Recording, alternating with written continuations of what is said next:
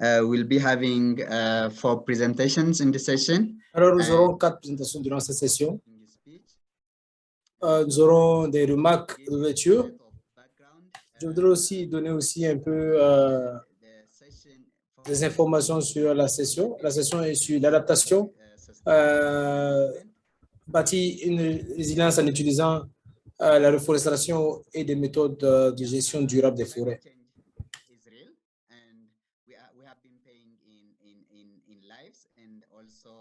Les changements climatiques sont réels et nous avons perdu des vies, nous avons perdu des moyens de subsistance.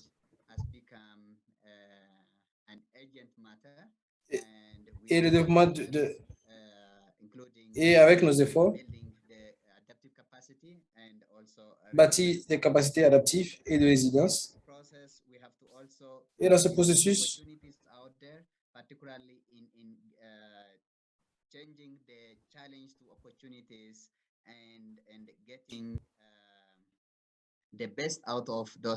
et avoir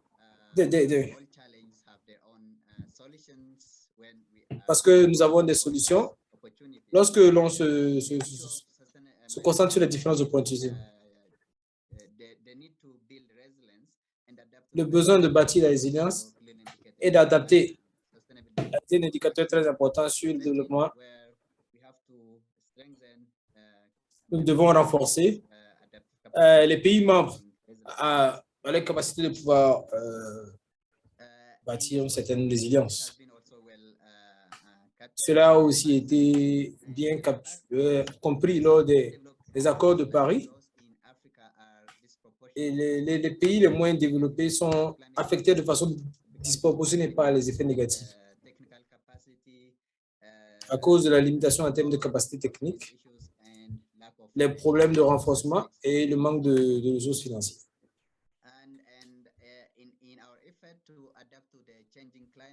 Dans nos efforts de renforcer et de s'adapter au changement des clients, le rôle du secteur forestier est très important.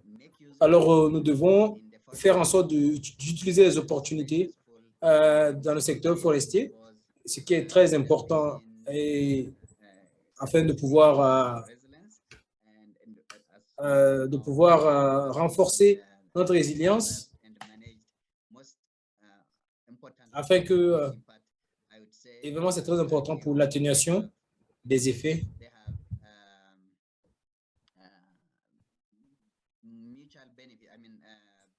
Il y a un bénéfice assez mutuel. La capacité de pouvoir atténuer aussi dans la résilience. C'est aussi très important de bâtir, de restaurer, de renforcer la résilience dans une situation de climat changeant. Et dans ce contexte aussi, nous devons aussi nous concentrer sur la restauration des forêts et aussi la gestion des forêts, et aussi pour essayer d'éviter les impacts négatifs du changement climatique qui peut se voir à travers les inondations, les sécheresses. Et alors, la restauration des forêts est critiquable en fait pour empêcher ces situations. La gestion des ressources forestières sont très importantes. Et dans nos efforts, nous devons renforcer notre capacité de résilience en utilisant les ressources et aussi prendre en considération l'importance du rôle très important des forestiers et pouvoir utiliser des solutions naturelles, des solutions environnementales, économiques ou des aspects économiques qui sont critiques pour un développement durable. Avec ce contexte, je voudrais vous souhaiter la bienvenue. Je voudrais aussi vous inviter Jeff à jouer, à nous montrer la vidéo de notre président de GJI. C'est les remarques de bienvenue de la part du président de GJI, son Excellence, M. Ban Ki-moon. Excellencies, distinguished participants and Excellences, distingués participants et invités, Mesdames et Messieurs, je voudrais vous souhaiter la bienvenue à la Semaine mondiale de la croissance verte. Cette semaine, organisée par l'Institut mondial pour la croissance verte. Votre participation est la preuve que nous, la communauté mondiale, exigeons une action en faveur du climat. Et je tiens à vous remercier de vos efforts pour stimuler et renforcer la croissance verte. La crise climatique est peut-être la crise la plus marquante de notre époque. Chaque année, nous pouvons lire et entendre de plus en plus d'éléments sur les effets dévastateurs des phénomènes météorologiques extrêmes. Et cette année s'avère être l'une des pires années à ce jour, avec des inondations records, des sécheresses et des vagues de chaleur qui entraînent des déplacements d'individus, des crises alimentaires, des feux de forêt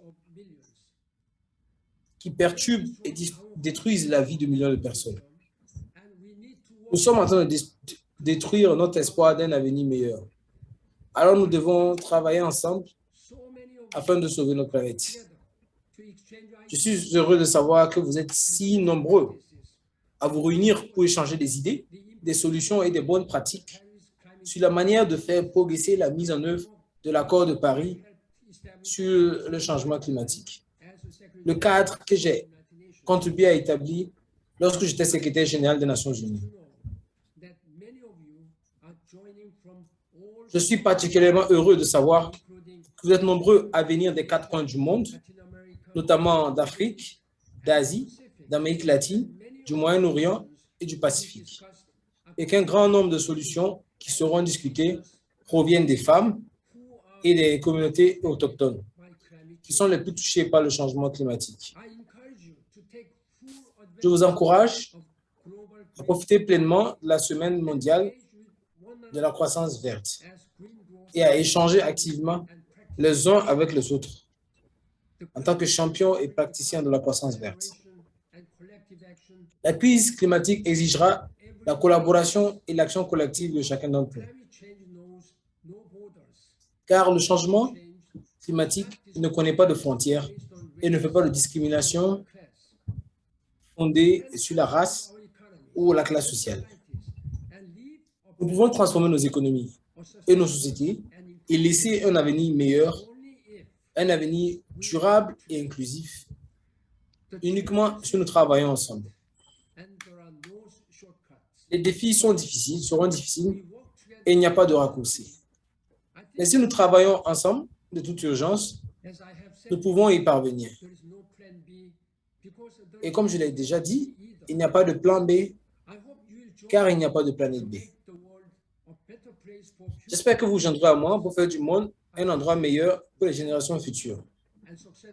Je vous souhaite des échanges fructueux et réussis durant cette semaine mondiale de la croissance verte. Je vous remercie.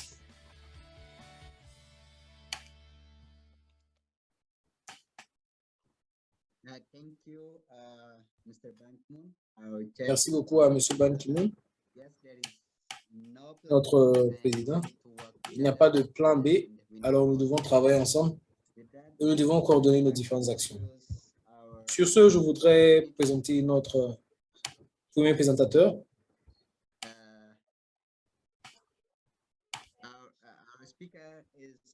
Notre premier présentateur est Dr. Mutuma Tolera.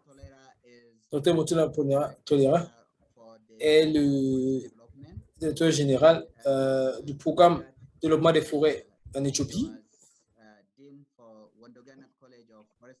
Après ça, avant cela, il était professeur dans une université. Il faisait partie des chercheurs seniors au niveau des ressources forestières. Et il a servi pendant très longtemps dans le secteur à plusieurs postes. Alors, Dr. Mutuma, vous avez la parole. Merci beaucoup pour sa parole. Son Excellence, distingués, Mesdames et Messieurs, Je vous ai exprimé que c'est un grand honneur pour moi de pouvoir participer à cette session et de pouvoir donner des remarques d'ouverture sur ce sujet très important. Et comme nous le savons tous,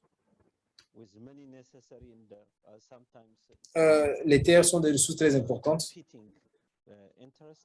et il y a des intérêts qui divergent. Et ce sont des ressources sur lesquelles l'économie globale porte dessus. Il y a aussi un grand taux de dégradation de ces ressources.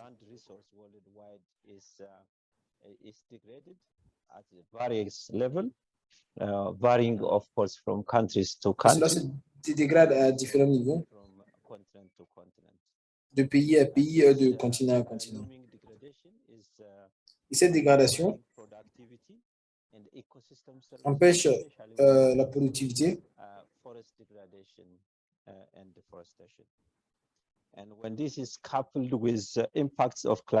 et cela a un impact. Et cela est un des effets du changement climatique. Et cela a pour but d'avoir un effet sur l'économie des pays en développement comme le nôtre. Et comme notre Excellence, M. Ban Ki-moon, l'a mentionné,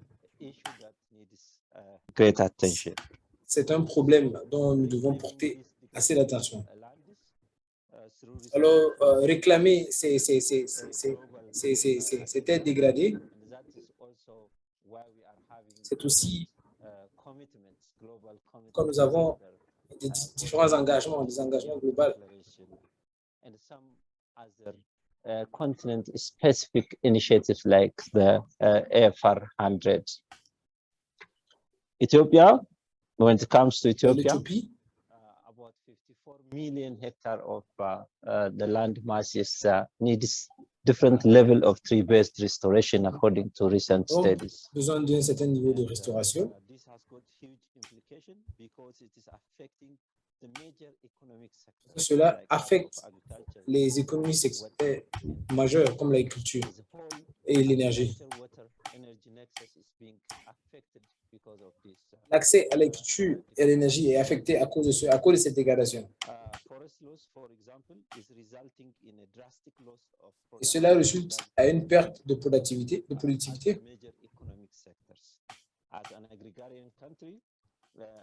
En tant que pays dont l'économie est basée sur l'énergie et dont l'économie est basée sur le biomasse, les conséquences, cela affecte aussi les moteurs de notre économie.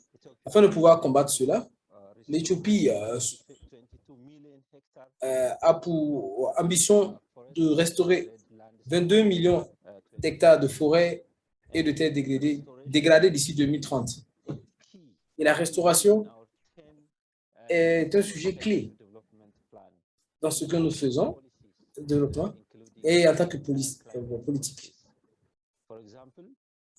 Par exemple, lorsque nous voyons notre récente version de notre NDC, le ressource forestière occupe une place très importante. Et nous avons, on a 80% de notre engagement dans le NDC qui est réservé aux forêts. Alors nous sommes beaucoup impliqués avec des acteurs différents sur des activités de restauration. Alors je voudrais aussi mentionner notre initiative de Green Legacy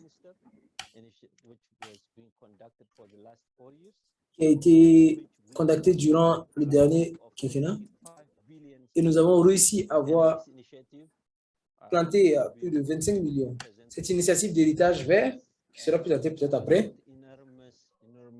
a eu des implications énormes et des contributions énormes en termes de restauration des terres dégradées. Il y a aussi plusieurs projets, plusieurs interventions basé sur les différentes activités qui nous ont aidés à pouvoir augmenter notre empreinte carbone. Et nous essayons aussi d'avoir une meilleure gestion des forêts. Et nous avons besoin d'avoir la communauté en tant que gestionnaire principal de ces différentes forêts. Aussi, pour citer un exemple assez spécifique, à travers notre plan de développement national forestier, nous avons pu restaurer 1 million d'hectares de terres dégradées dans les 6 dernières années. Bien sûr, ces différentes initiatives de la part de nos partenaires en développement qui sont engagés au niveau de la restauration doivent être mieux coordonnées afin de pouvoir avoir plus de succès dans la restauration des forêts. Nous devons aussi essayer de cibler les moyens de subsistance. Et ce sont les leçons que nous avons apprises de nos différentes interventions dans ces secteurs. L'engagement du secteur privé et aussi avoir des ressources afin que la mise en œuvre de ces projets dans ces secteurs puisse avoir un succès. Le plan de développement forestier de l'Éthiopie, mon institution dans laquelle je travaille en tant que directeur général adjoint, se charge de la coordination et de la mise en œuvre et de créer l'environnement pour la restauration et des activités de réhabilitation à travers le pays. Mesdames et messieurs, je voudrais vous indiquer que le GGGI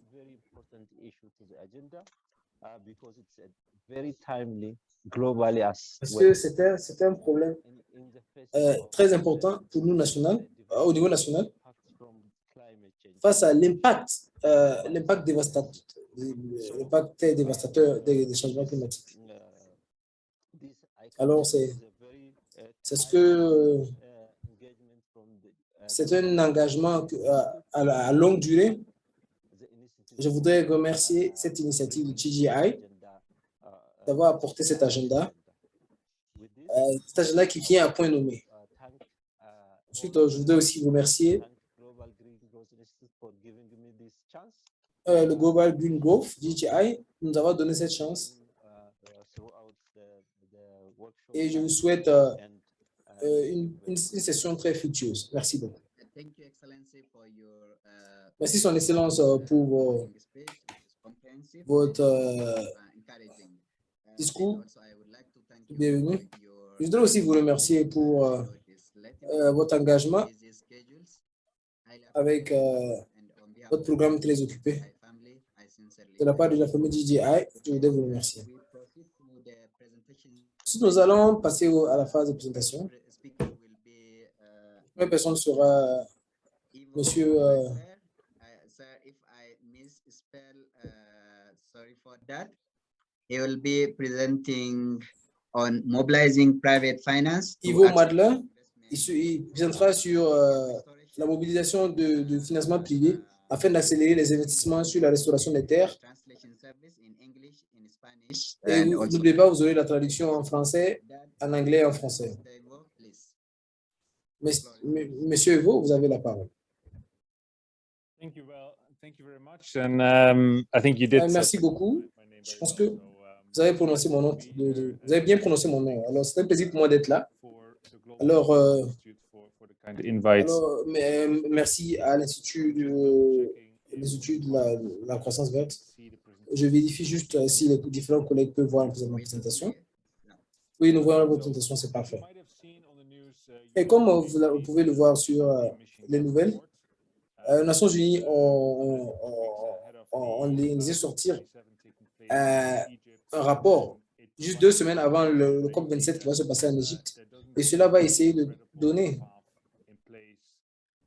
Et cela montre qu'il n'y a pas, un chemin parfait afin de pouvoir atteindre les accords de Paris.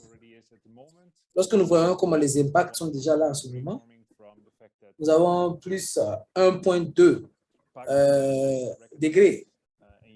Les records d'inondation au Pakistan, il y a eu de la sécheresse en Europe avec le Rhin, il y a eu aussi la sécheresse au niveau du Jiangxi en Chine. Nous ne pouvons qu'imaginer ce que le futur va représenter, spécialement en Afrique subsaharienne, avec une augmentation d'environ 1,5 degrés.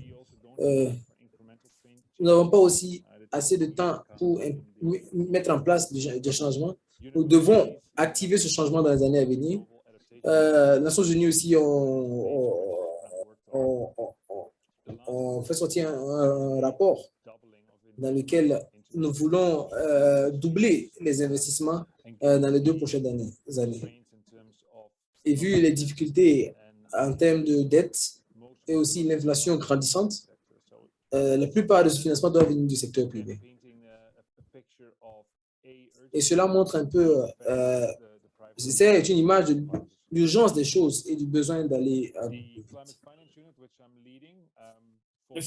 l'unité de financement du climat que je dirige travaille beaucoup sur des solutions pratiques et des systèmes afin de pouvoir débloquer des financements privés. Nous avons aidé de mettre en place des fonds garantis avec la CRI, avec Rabobank. Et maintenant, nous avons monté une solution en termes de restauration qui pourrait permettre d'impacter les différents investisseurs qui sont très cruciaux pour l'avancement et la restauration des forêts. Et c'est exactement ce que Dr Tolera a mentionné sur la grande ambition du gouvernement éthiopien de pouvoir restaurer 22 millions d'hectares. Et un exemple majeur de ce qui se passe. Je pense que c'est très bien que le gouvernement soit vraiment derrière ces différentes initiatives. Mais nous devons aussi garder en tête que c'est le secteur privé dans plusieurs pays qui devra apporter cet investissement afin que ces projets soient réalisés.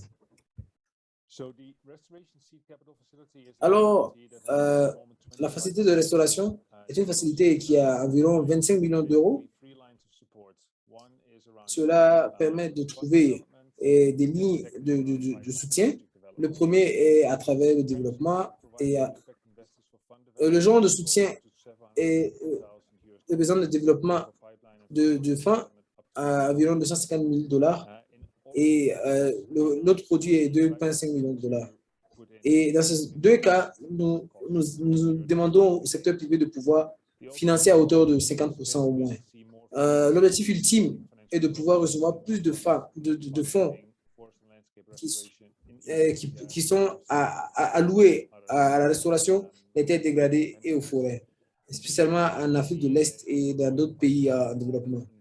Aussi, nous voulons développer un réseau d'investisseurs privés. J'ai une petite vidéo que je voulais vous montrer. Je ne sais pas si la vidéo marche. Je vais voir si la vidéo marche.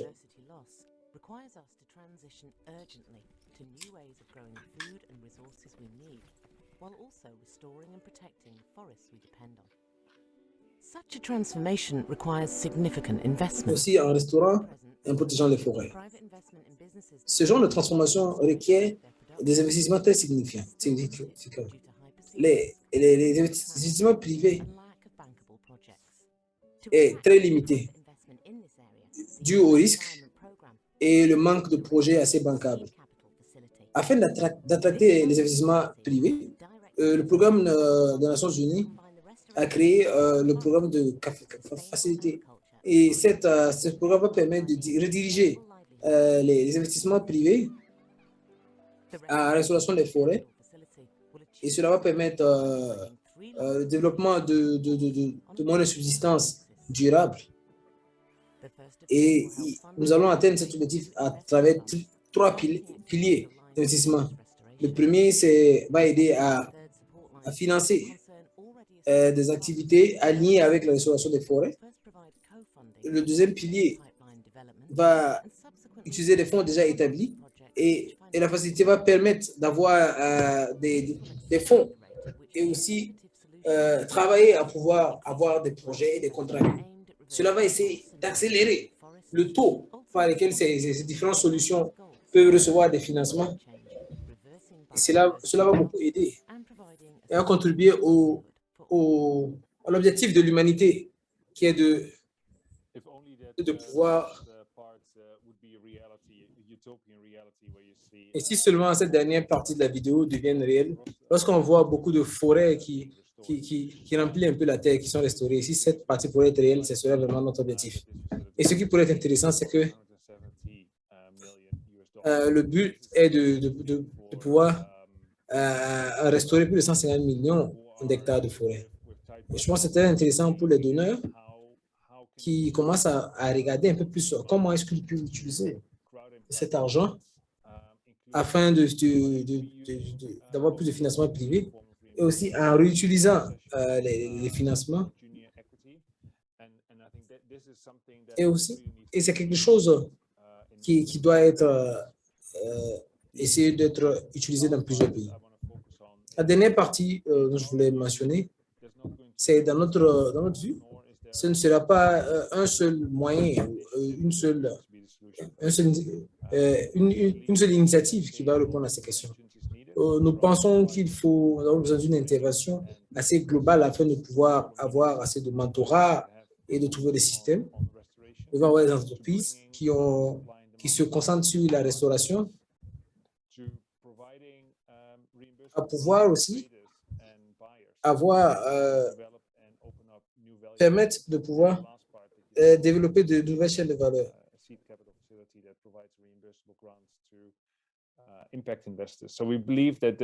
Cela va permettre d'affecter les investisseurs. Et nous pensons que c'est idéal afin de créer un écosystème d'entrepreneurs qui pourrait forcer aux différentes restaurations.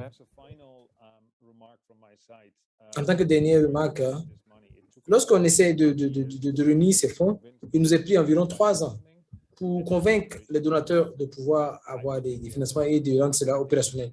Je pense que nous n'avons plus assez de temps. Nous avons besoin de plus de 100 des différentes facilités de la part de GGI, de la part d'autres organisations, d'autres donateurs. Et ces donateurs doivent choisir, doivent décider avec des informations très imparfaites. Nous n'avons pas le temps d'attendre 2 ou 3 ans afin que le donneur puisse prendre la décision de financer ce genre de fonds. Pour la mise en œuvre, ils doivent avoir une collaboration avec ces différentes entités qui peuvent opérationnaliser et mettre en œuvre ces différentes initiatives. Si nous devons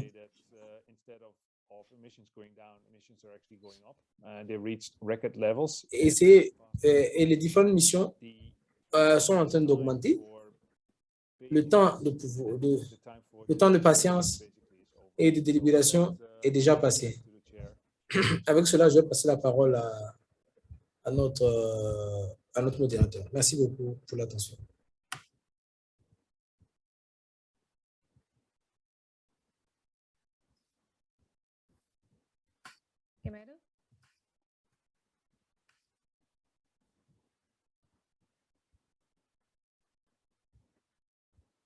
I believe you're muted, Camilo. Thank you very much, Ivo, for that interesting and informative presentation. Highly appreciated. And the message is crystal clear, and we all need to do our level best. The next speaker, Tagba.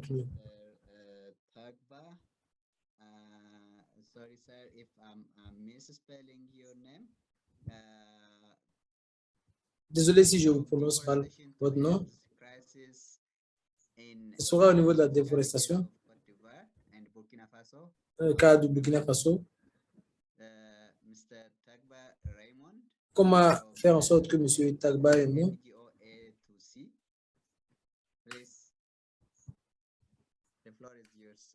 vous avez la parole, M. Tagba Raymond. Est-ce que vous pouvez m'entendre?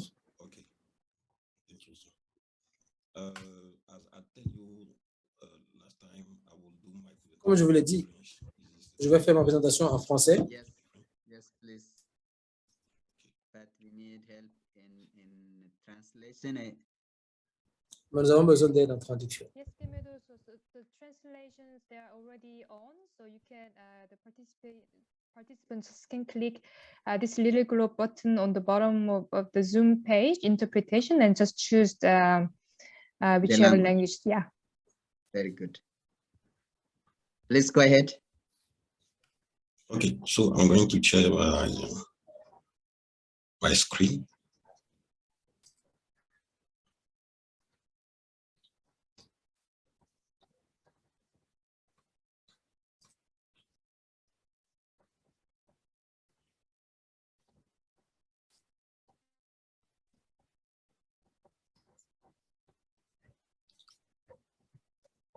Okay, so thank you. I'm just sorry.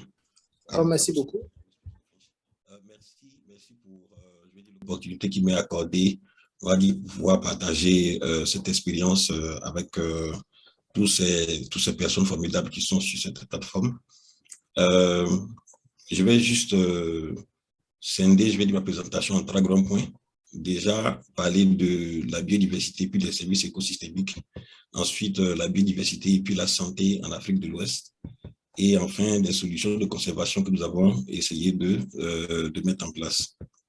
D'accord, donc juste pour des questions de rappel, on a l'UICN qui est en fait, on va dire, l'Union internationale pour la conservation de la nature, qui, dans ses recherches et puis ses travaux, a détecté que la biodiversité disparaît plus rapidement qu'à tout autre moment de l'histoire de l'humanité. Donc, on a par exemple 25% des animaux et puis des terres, on va dire la biodiversité en gros, qui est menacée. Donc, également, on a 3 quarts de la surface terrestre qui est modifiée. Cela s'évalue, on va dire, à environ 75% des terres pour l'alimentation et la foresterie. On a également un tiers des terres qui sont dégradées ou qui se dégradent. Donc, cela représente environ 33% des terres qui sont dégradées. Vous dites que la dégradation est une réalité. Et il y a également la question des villes qui contribuent effectivement à la dégradation des terres, c'est-à-dire à la déforestation, c'est-à-dire l'urbanisation, qui ronge également beaucoup de forêts pour que les maisons soient bâties.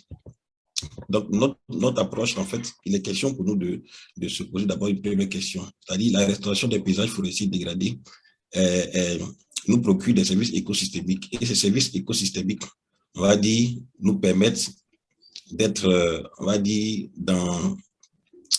d'être à l'aise, d'être, comment dire ça, d'atteindre notre bien-être. Et ce bien-être-là, ça nous permet en fait, on va dire, de vivre au quotidien tel que nous le souhaitons. Et la question qu'on se pose, c'est si ces paysages forestiers sont dégradés, si il n'y a plus effectivement de forêt, si on ne reçoit plus en fait les bénéfices en fait de ces services écosystémiques, qu'est-ce qui va se passer? On va mal se sentir certainement. C'est-à-dire, on va se retrouver dans une situation où les populations vont se sentir effectivement très mal, hein, parce que quand on regarde effectivement le soleil qui luit à certains endroits, quand on regarde les inondations, quand on regarde un peu tout ce qui se passe partout dans le monde concernant les catastrophes et autres, c'est dû en fait aux questions du changement climatique. Donc, il y a une action à mener, il y a quelque chose à faire quelque part pour que les choses puissent changer afin que nous puissions mieux nous sentir.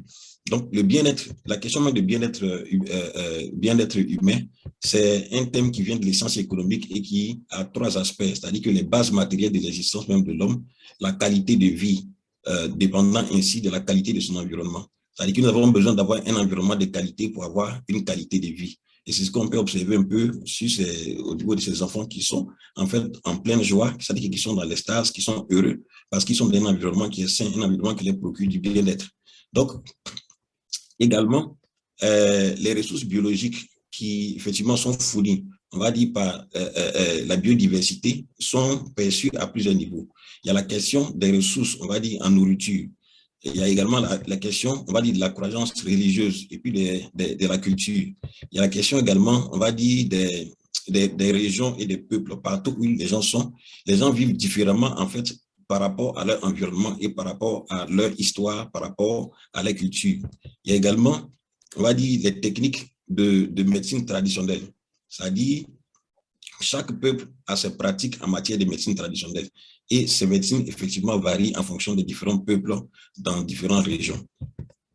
Donc, il est clair, en fait, que les services écosystémiques sont importants pour nous. Donc, il y a encore plus de raisons pour pouvoir, on va dire, protéger la nature, protéger en fait notre biodiversité.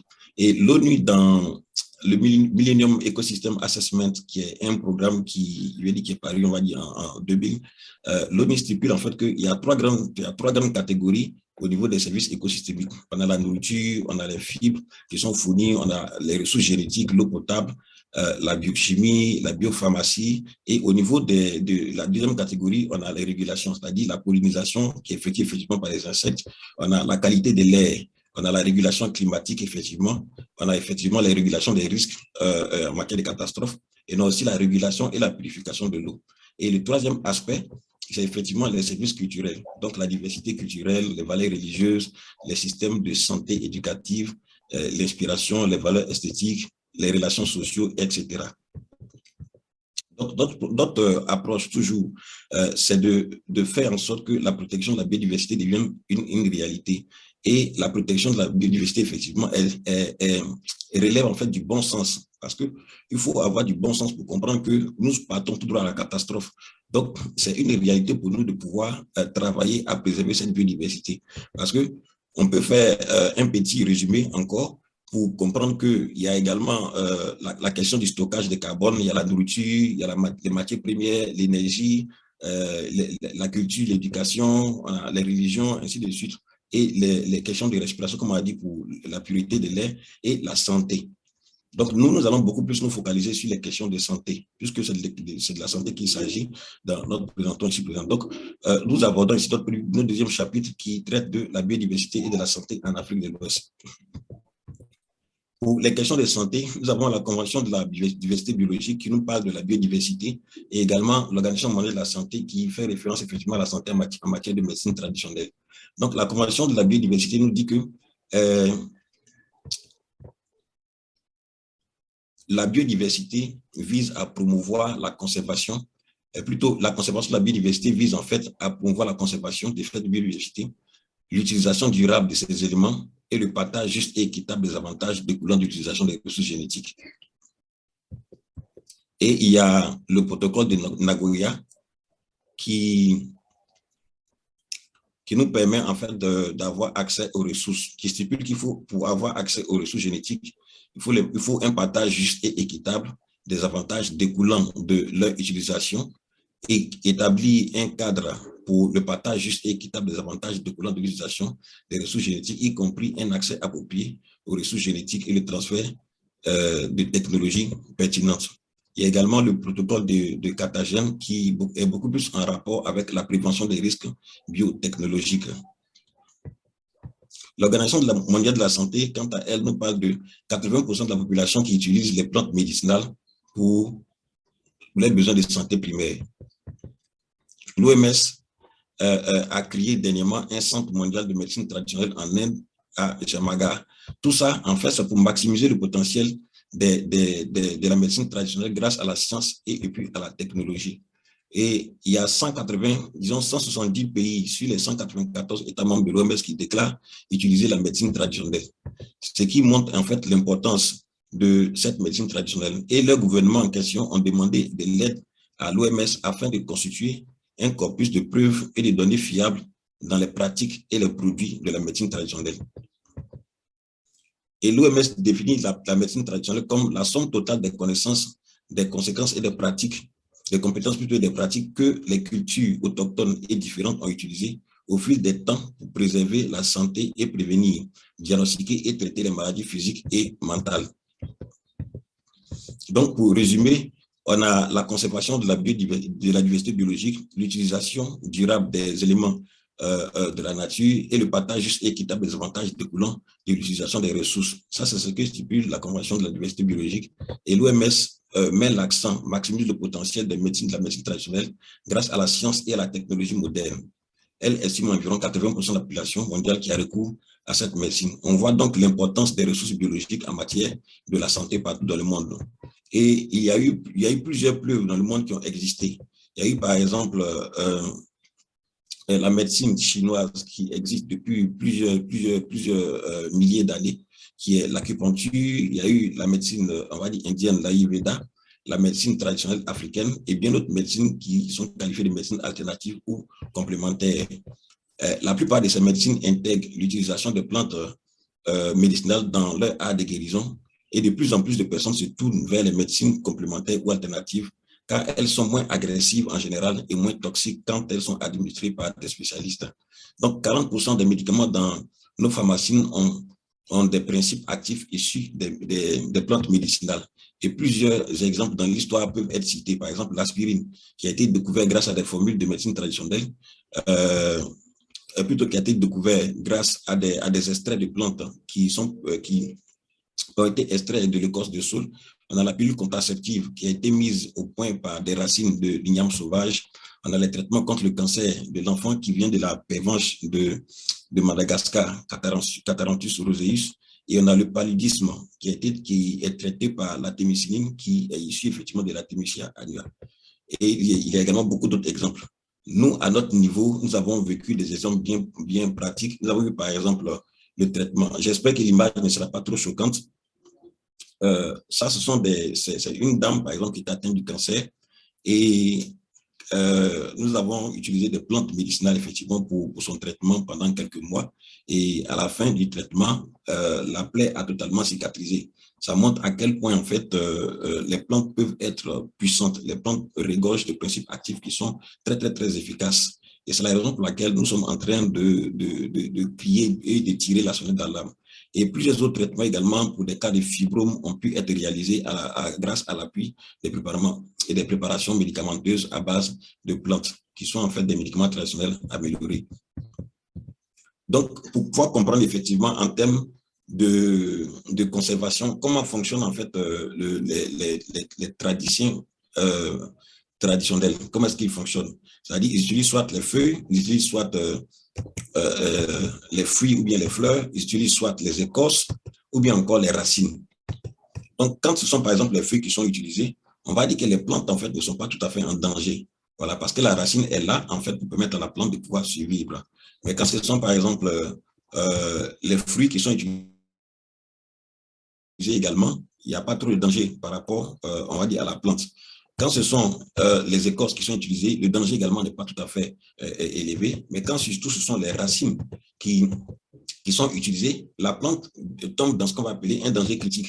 Tombe dans un danger critique parce que une fois les racines ne sont plus, je vais dire, toutes les racines ont été enlevées, la plante ne pourra pas survivre.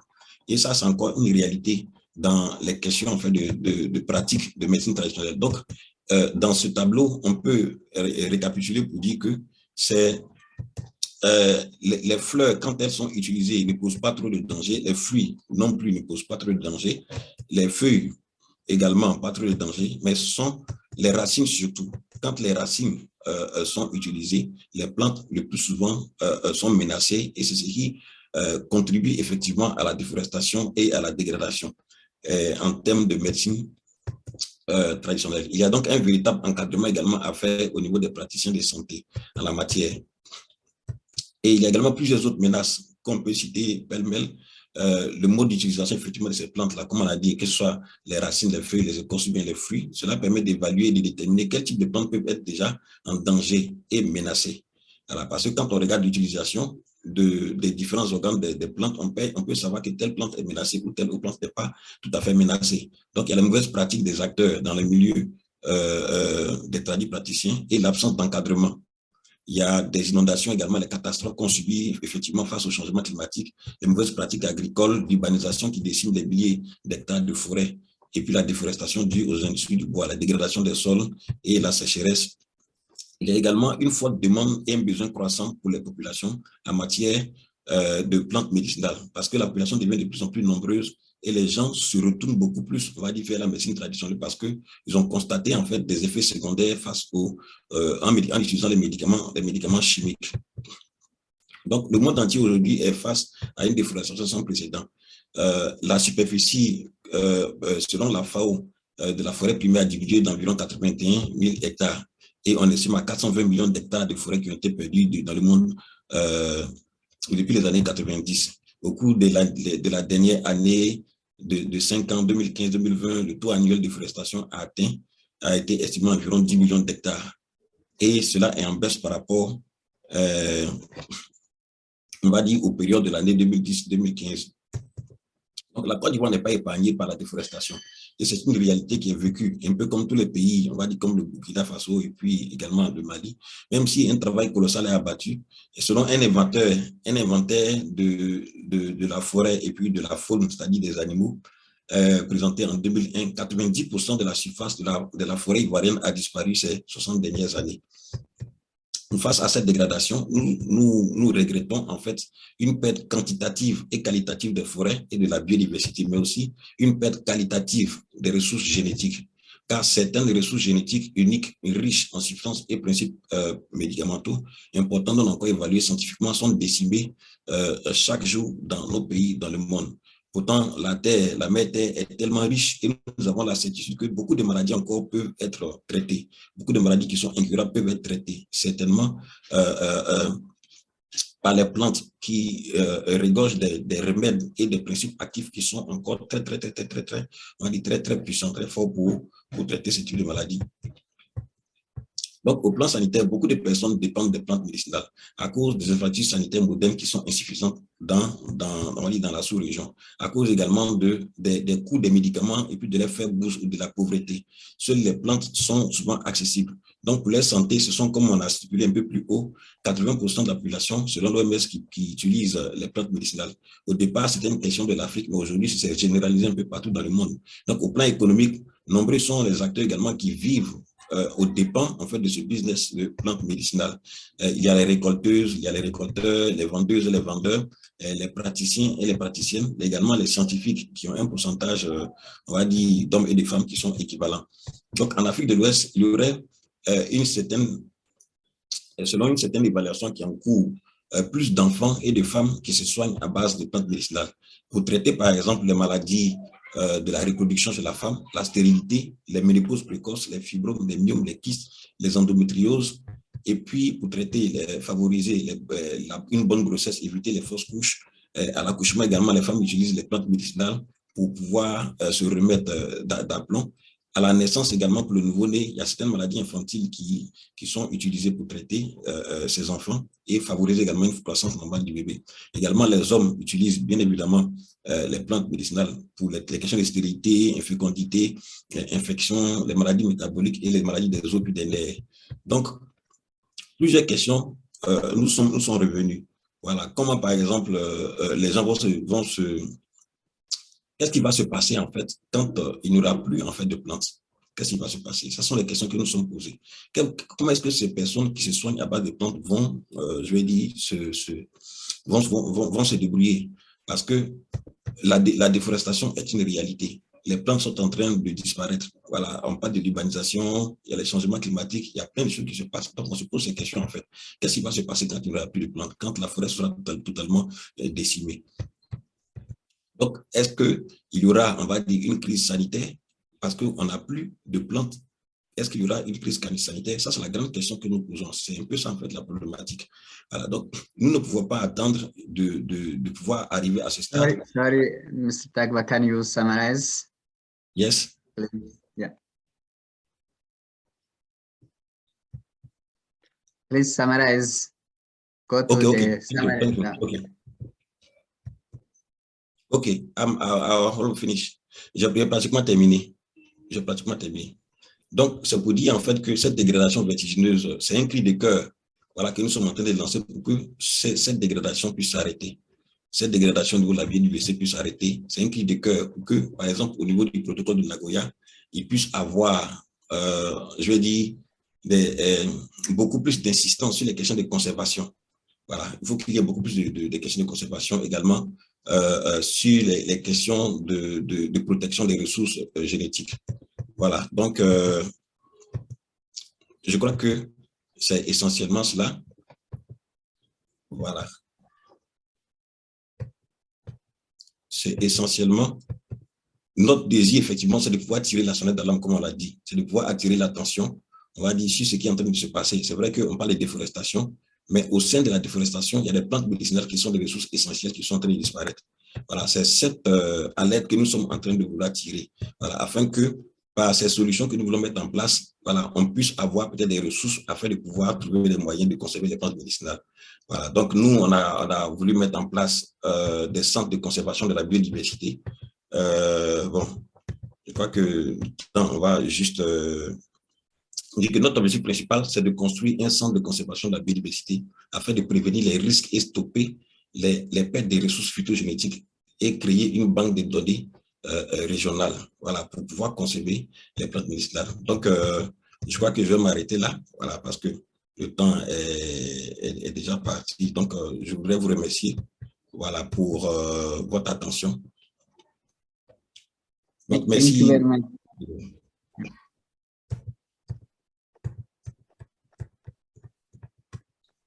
Merci. Thank you very much, Mr. Tagba, for that very comprehensive presentation on biodiversity. Merci beaucoup pour votre présentation très compréhensible sur la biodiversité, l'importance de la conservation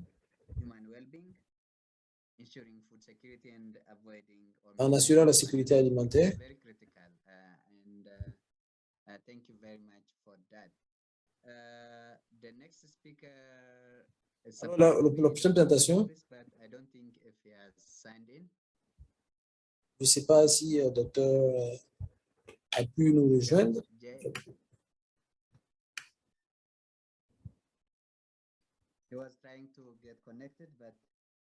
Il essayait de se connecter, mais je ne suis pas sûr qu'il a pu nous rejoindre.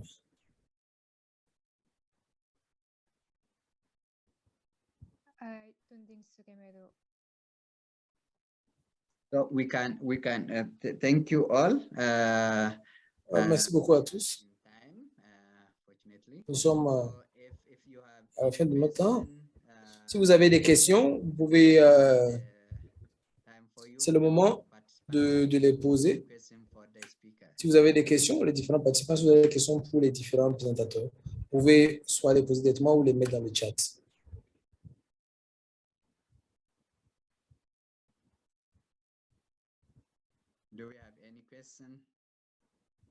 Est-ce que vous avez des questions que vous allez ajouter dans le chat?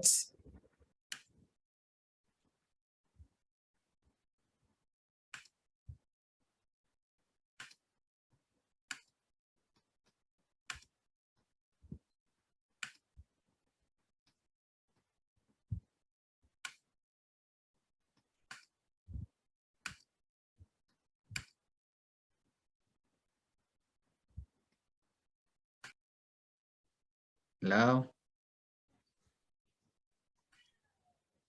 You can drop your question. Vous pouvez laisser vos questions au niveau du chat ou bien juste parler directement. Donc, vous pouvez prendre la parole si vous voulez poser une question aux différents intervenants.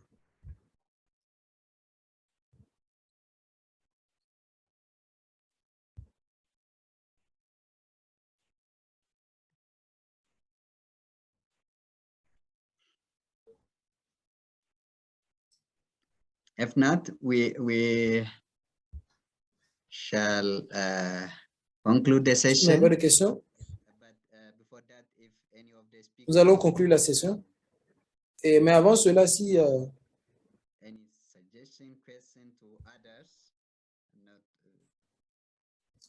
vous avez d'autres questions, les présentateurs, ou bien si vous voulez ajouter. I mean, as you said, Jumedo, I'm open for questions, or if those who are listening. Je suis ouvert pour des questions ou ceux qui ont écouté. Est-ce qu'ils ont? To ask, I would suggest also for GGGI to provide at least my contact details. I would hope the same would be possible for TACBA as well. Cela pourrait être la même pour TACBA aussi. Si vous avez des questions, je suis prêt à répondre à ces différentes questions. Et c'est bien noté. Mes collègues feront ces différentes questions. Il y a une question d'Alexis. Pour la dernière présentation. Alexis, sur la dernière présentation TACBA.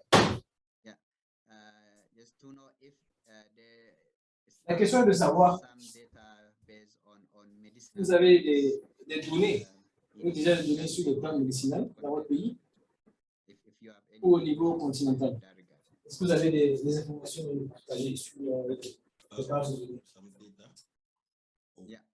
Let me explain in French. Let me explain in French. I hope the translation will be made. Effectivement, il y a beaucoup de données. Il y a beaucoup de données sur les questions de médecine traditionnelle. Il y a des données, on va dire, concernant les traitements qui sont effectués. Le gouvernement a créé au sein du ministère de la Santé un département spécialement pour la médecine traditionnelle. Donc, ça fait qu'il y a des données qui sont collectées chaque jour, que ce soit sur les traitements qui sont effectués ou bien encore sur, on va dire, les plantes en général, les plantes médicinales en général. Mais ce qui manque aujourd'hui, ce pourquoi nous sommes en train de tirer la sonnette d'alarme, c'est la disparition. Voilà, c'est cette disparition en fait qui n'a pas en fait de données réelles. On ne sait pas exactement jusqu'à quel niveau cette disparition, disons, les plantes médicinales sont affectées. Parce que la déforestation est un coût, la dégradation est également une réalité, mais on n'a pas en fait de données réellement. Donc c'est sur ça que nous sommes en train de travailler, voir détecter d'avance quelles sont les plantes qui sont en train de disparaître afin qu'on puisse les répliquer, les reproduire et puis les conserver. Voilà, créer un centre où on pourra conserver en fait des échantillons de chaque plante, voilà, pour éviter qu'à la longue, il y ait une disparition totale. Thank you very much. Yeah, just to complement that, yes, there are data in different countries. For example, in Ethiopia, we have data for medicinal plants. Juste pour complémenter, en Éthiopie, nous avons les données pour les plantes médicinales. Mais c'est bien de savoir que ces informations sont sensibles protocol and the domestic et de voir of respective countries. Thank you. We have the last presenter now. I see Dr. Adafris has joined us. Dr. Adafris, are you online? Vous êtes là? I think he's been logged out. Je pense qu'il est sorti de la plateforme. Maybe.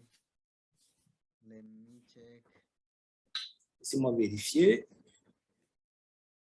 He just joined. Il avait pu joindre la plateforme, je vais vérifier ce qui se passe. To have an issue with access. It's not here anymore. Okay.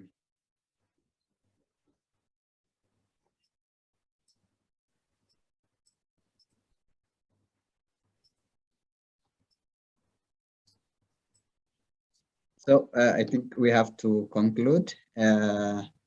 Alors, nous allons conclure. Merci beaucoup aux différentes contributions. Is there any question that we didn't address in the chat box? Yeah. C'est quelque chose que vous voudrez adresser au niveau du chat?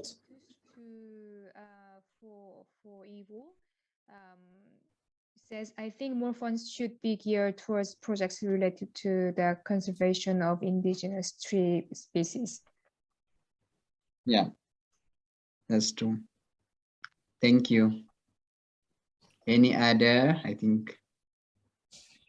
Yeah, I see two questions. Je vois deux questions. I think the question from Thesis, yes. I mean, I think there's there's funding needed for so many types of. Il y a du financement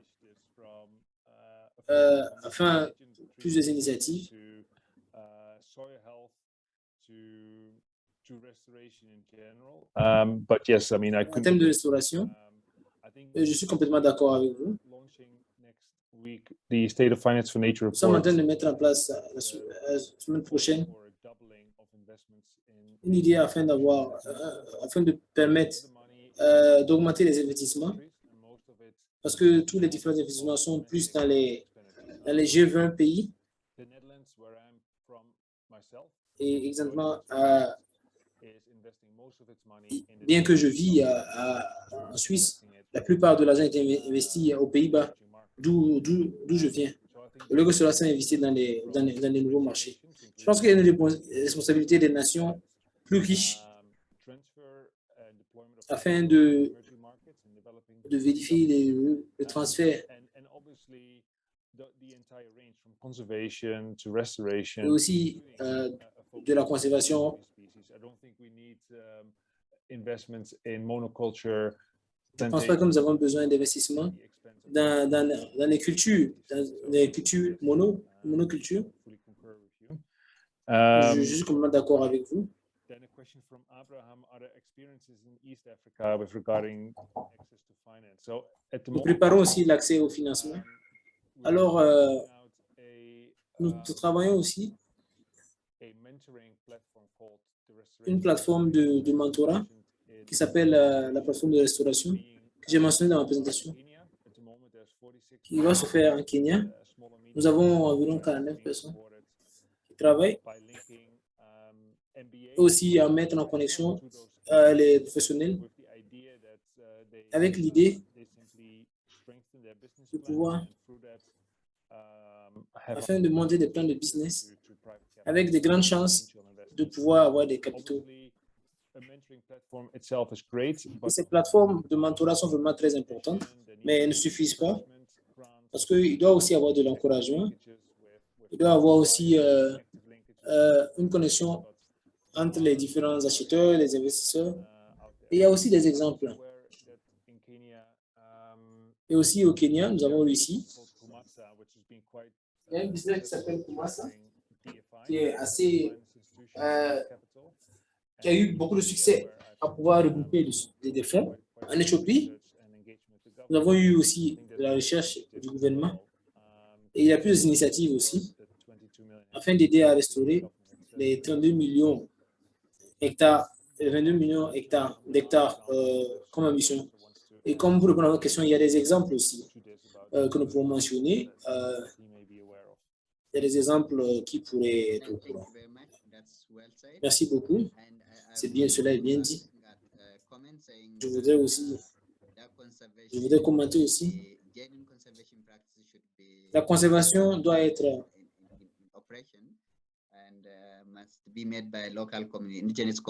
la conservation, les communautés autochtones doivent être impliquées dans la conservation. Est-ce que nous sommes tous d'accord avec la Convention, les provisions de la Convention? Et vous êtes d'accord, il doit y avoir une participation très importante des populations autochtones. Alors, les pays et les organisations qui travaillent au niveau de ces pays doivent faire en sorte que ces communautés autochtones soient impliquées au niveau de la conservation. Et cela va permettre d'avoir un plus grand succès. Si vous avez d'autres commentaires, d'autres questions que je n'ai pas pu mentionner. Merci, ça c'est, il y a des informations additionnelles au niveau du chat. Merci beaucoup pour cela. Vu que nous sommes à la fin,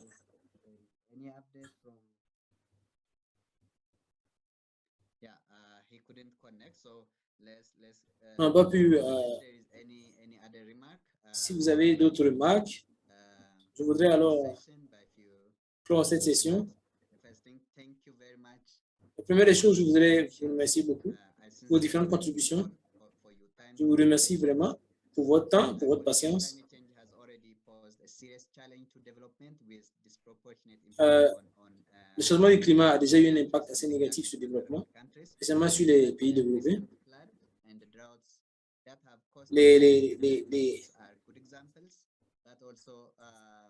Les récentes inondations et les sécheresses montrent déjà l'impact de ces, et il est très important.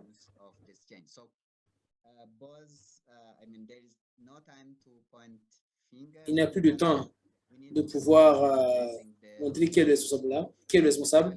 Le plus important actuellement est de trouver des solutions à ces défis.